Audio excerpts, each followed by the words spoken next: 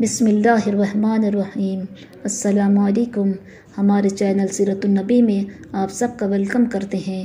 آپ سب سے گزارش ہے کہ ہمارے چینل سیرت النبی کو سپورٹ کیجیے اور زیادہ سے زیادہ اس ویڈیو کو امت مسلمہ تک پہنچائیے۔ بسم اللہ الرحمن الرحیم۔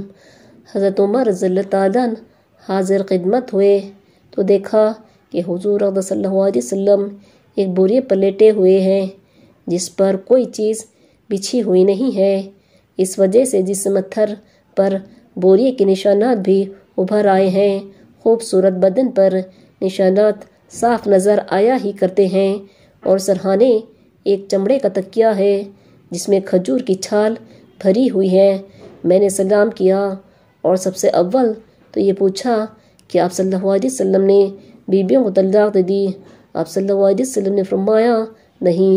اس کے بعد میں نے دل بستگی کے طور پر حضور صلی اللہ علیہ وسلم سے عرض کیا، یا رسول اللہ صلی اللہ علیہ وسلم، ہم قریشی لوگ عورتوں پر غالب رہتے تھے، مگر جب مدینے آئے تو دیکھا کہ انصار کی عورتیں مردوں پر غالب ہیں۔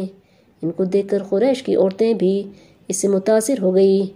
اس کے بعد میں نے ایک آدھ بات اور کی جس سے نبی اکرم صلی اللہ علیہ وسلم کا چہرہ انور پر تبسم کے آثار ظاہر ہوئے۔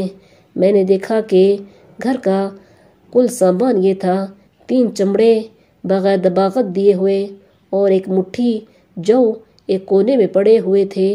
میں نے ادھر ادھر نظر دوڑا کر دیکھا تو اس کے سوا کچھ نہ ملا۔ میں دیکھ کر رو دیا۔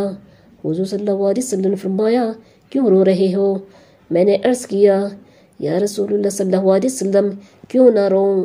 یہ بوری کے نشانات آپ صلی اللہ علیہ وسلم کے بدن مبارک پر پڑ رہے ہیں، اور گھر کی کل کائنات یہ ہے جو میرے سامنے ہے۔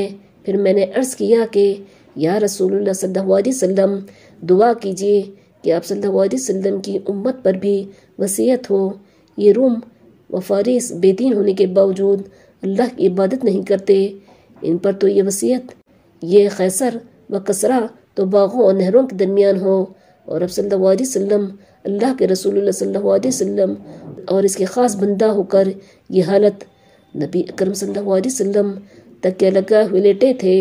حضرت عمر رضی اللہ تعالیٰ عنہ کی یہ بات سن کر بیٹھ گئے اور فرمایا کہ عمر رضی اللہ تعالیٰ عنہ، کہ اب تک اس بات کے اندر شک میں پڑے ہوئے ہو؟ سنو، آخرت کی وصیت دنیا کی وصیت سے بہت بہتر ہے۔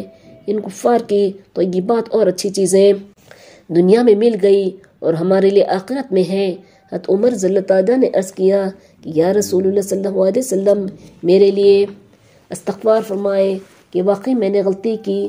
فائدہ یہ دین و دنیا کے بادشاہ اور اللہ کے لاڈلے رسول اللہ صلی اللہ علیہ وسلم کا طرز عمل ہے کہ بوریے پر کوئی چیز بچھی ہوئی بھی نہیں، نشانات بدن پر پڑے ہوئے ہیں۔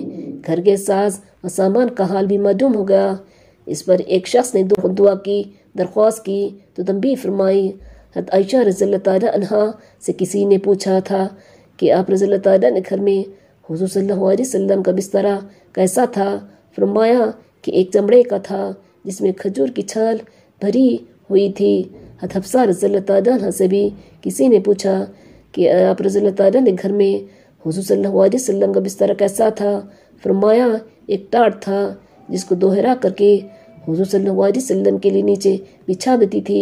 ایک روز مجھے خیال ہوا کہ اگر اس کو چوہرا کر کے بچھا دوں تو زیادہ نرم ہو جائے، چنانچہ ہم نے بچھا دیا۔ حضور صلی اللہ علیہ وسلم نے صبح کو فرمایا، رات کیا بچھا دیا تھا؟ ہم نے عرض کر دیا کہ وہی ٹاٹ تھا، اس کو چوہرا کر دیا تھا۔ فرمایا اس کو ویسا ہی کر دو جیسا پہلے تھا، اس کی نرمی رات کو اٹھنے میں مانع بنتی ہے۔ اب ہم لوگ اپنے نرم نرم اور روئیں دار گدوں پر بھی نگاہ ڈالیں کہ اللہ نے کس قدر وصیت فرما رکھی ہے، اور پھر بھی بجائے شکر کے ہر وقت تنگی کی شکایت ہی زبان پر رہتی ہے۔ اس ویڈیو کو لائک، شیئر کریے اور سبسکرائب کریے۔